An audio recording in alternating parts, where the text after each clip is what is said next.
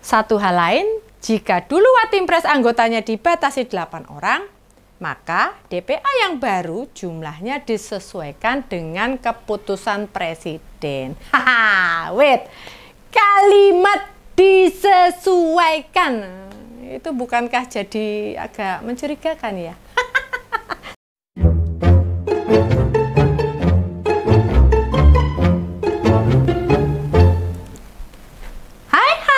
Ketemu lagi di ngos-ngosan ngopini santai bareng Mbak Yus.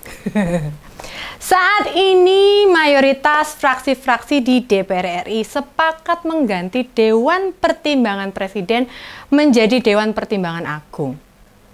Perubahan ini sejatinya bukan hal yang krusial, sebab tidak ada substansial yang mesti diganti selain nama dan jumlah anggota Watimpres.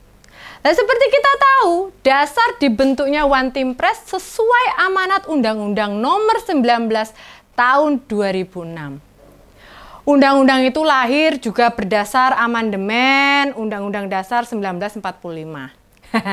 Nah, justru awal-awalnya belibet. Justru krusialnya di sini. Jika wakil rakyat kita pengen Watimpres diganti, maka hal itu berpeluang mendorong ada amandemen Undang-Undang Dasar 45. Ketua DPR sendiri cenderung berhati-hati, tidak gerasa-gerusu untuk langsung membahas. Sebab jangan sampai revisi yang diusulkan DPR menyalahi Undang-Undang Dasar 45. Nah, yang bisa kita lihat bila revisi ini kemudian berpeluang pada amandemen Undang-Undang 45, jangan sampai dijadikan kamuflase atau kain penutup untuk mengubah pasal yang lain yang tidak berhubungan dengan Dewan Pertimbangan Presiden. Ya, Mbak Yus perlu memesan hal beginian. Soalnya kadang itu loh, para politisi itu kecerdasannya itu ya sundul-sundul langit, sundul-sundul gitu. Bisa mengendap-endap, lantas mengubah aturan lain, berbeda dengan yang disampaikan ke publik gitu loh. Ya toh, ngomong A aslinya B, ya toh, ngomong B aslinya C. Angel-angel ya toh. Nah, pesan Mbak Puan untuk menganalisis terlebih dahulu. Benarkah ini murni urusan merubah kelembagaan Dewan Pertimbangan Presiden atau ada faktor lain? Termasuk juga mengkaji, menjaga tidak bertentangan dengan regulasi lainnya. Sedang rakyat sendiri relatif tidak banyak berhubungan dengan Watimpres ini. Soalnya memang kepentingannya para pihak yang berkuasa gitu loh. Watimpres memang fokus ngebantu presiden aja, gitu, tidak di soal yang lain. Dan selama pemerintah sejak Orde Baru sampai sekarang ini, kita sih tidak merasakan langsung apa manfaatnya. Ya wajar kita tidak merasa, sebab mereka bekerja memang buat membantu kepala negara kok, ya toh. Sepanjang ngasih masukan positif, baik dan berdampak baik bagi rakyat kecil kayak Mbak Yus ini loh. Ya monggo-monggo saja, ya toh. Sayangnya memang hampir kita tidak pernah tahu siapa saja orang yang bisa jadi Watimpres. Lalu apakah selama ini mereka benar-benar bisa memberi masukan yang positif? Saran nasihat yang membuat kerja-kerja kepala negara jadi lebih mudah. Mungkin sih kita bisa cek berapa banyak rakyat Indonesia yang kenal dan tahu siapa yang pernah jadi Watimpres. Lagi-lagi. Jika urusannya demi pemegang kekuasaan, aturan itu cepet banget dibahas ya toh. Ekspres.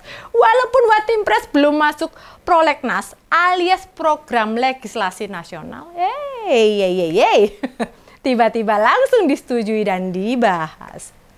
Padahal loh, sudah jadi kesepakatan wakil rakyat loh. Bila ingin merubah sesuatu, mesti masuk prolegnas dulu. Antrilah istilahnya gitu loh. Orang ujung-ujung mak bedunduk, orang ngantri terus langsung dibahas, terus penak men gitu. Entahlah. Apa yang namanya prolegnasmu, ya nggak patut-patut, apa ya sekedar jadi pemantas saja, ya embuh. Bukan hanya soal Watimpres yang bisa tiba-tiba dibahas. Soal undang-undang kementerian itu ya langsung diagendakan. Begitu pasangan Prabowo Gibran menang Pilpres ya toh. Nah, negara kita ya memang bila diminta tertib aturan itu ya tergantung siapa yang berkepentingan lah ya toh. Makanya di tengah masyarakat, di jalanan, di sebuah institusi, kadang itu susah melihat kedisiplinan itu. Lah penyebabnya para elit politik sendiri juga tidak begitu disiplin dengan aturan yang mereka tetapkan. Dalam argumen Ketua Badan Legislasi DPR, cepatnya proses pembahasan karena tidak banyak yang dibahas. Ya, kerjanya apa terusan? Pertama, soal nomenklatur Watimpres berganti jadi Dewan Pertimbangan Agung. Nah, itu maknanya mau ganti nama. Sementara fungsinya tidak berganti. Yalah. Ya nek mau jeneng ya toh. Substansinya apa mesti diganti? Ayo, kita tuh sering menghabiskan energi untuk hal-hal beginian loh. Buat sesuatu hal yang tidak prinsip gitu loh, buang-buang waktu. Nah, yang kedua, DPA berkedudukan di bawah presiden. Nah, ini yang lumayan membedakan dengan DPA zaman Orde Baru.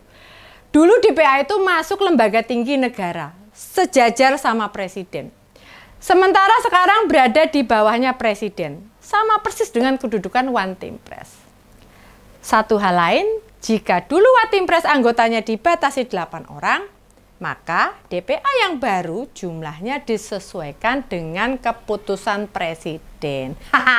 Wait, kalimat disesuaikan, itu bukankah jadi agak mencurigakan ya? Sakarepe presiden itu jumlahnya piro. Nah, kursi anggota DPA ujung-ujungnya bakal diisi orang-orangnya Prabowo yang kemarin banyak membantu kemenangan di Pilpres. Orang-orang yang bakal ditempatkan di DPA secara hitung-hitungan sulit dimasukkan atau diangkat jadi menteri. Misalnya ada Pak BY, Pak Jenderal Wiranto, Pak Jenderal Subagio HS, Jenderal Safri Syamsuddin, dan masih banyak lagi. Gitu. Apakah ada peluang Pak Jokowi bakal jadi DPA?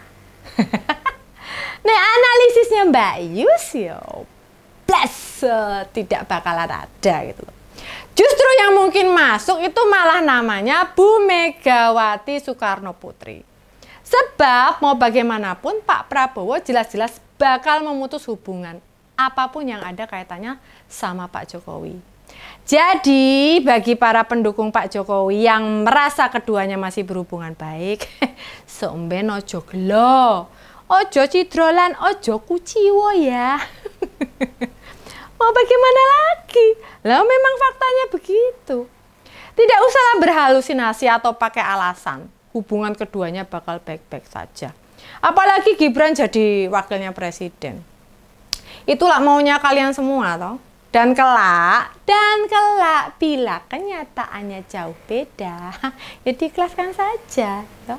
Hal lain yang penting untuk diperhatikan, dulu tupoksi DPA tidak begitu jelas. Sedangkan operasionalnya ya lumayan besar ya toh. Hasilnya antara output dan input tidak setara ya toh, tidak sebanding. Besar pasak daripada yang kira-kira ngono lah ya toh. Semoga dengan diubahnya kembali jadi DPA, hasilnya bisa jadi lebih signifikan. Mereka benar-benar memberi feedback yang baik bagi kepala negara. Dan dengan dipastikannya Watimpres menjadi DPA, sekaligus itu membantah terbentuknya Presidential Club yang dulu disebut-sebut bakal jadi ajang ngumpulnya para mantan presiden. Wah. Padahal Pak Jokowi semangat banget loh. Malah ngasih respon mau tiap 2 hari sekali nongol ya toh. Gak bisa kebayang gimana nasib Pak Jokowi ya toh, dari presiden yang rajin ke sana kemari ya toh, lantas tiba-tiba berhenti dari banyak aktivitas ya toh. Apa nggak berat ya toh? Ya jangan tanya Mbak Yus ya toh. Ditambah secara psikis 20 tahun jadi pemimpin yang punya anak buah ratusan hingga puluhan ribu, tiba-tiba semua hilang begitu saja. Mungkin tinggal segelintir orang, ya toh? Belum lagi jika para relawan sudah tidak lagi datang padanya. Apa nggak berat ya psikologisnya? Ya jangan tanya Mbak Yus ya toh. Tanya sama siapa ya toh? Para ngoser bisa jawab? Tulis di komen ya. Segitu ngos-ngosan ngopi nih santai bareng Mbak Yus. Kita ketemu lagi di ngos-ngosan selanjutnya. Bye!